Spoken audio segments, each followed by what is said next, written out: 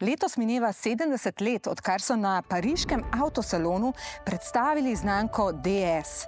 No, takrat je bila v soju žarometov tista legendarna žaba, ki je bila za tisti čas res udobna in tehnično dovršena. No, kako pa bi po 70 letih žaba izgledala danes? K sreči se ne rabimo spraševati, kako bi, če bi, ker imamo tukaj namesto DS19 danes DS8.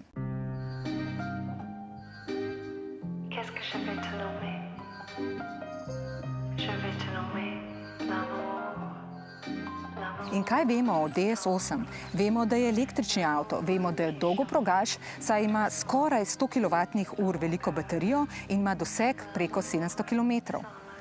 In tako kot žaba ima izredno dolgo, počasi spuščajočo silhueto.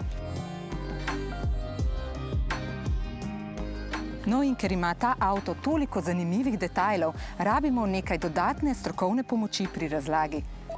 Poklicala sem na DS in so rekli, da mi pošljajo tistega, ki dela z DS-om največ kilometrov in največ dolgih voženj.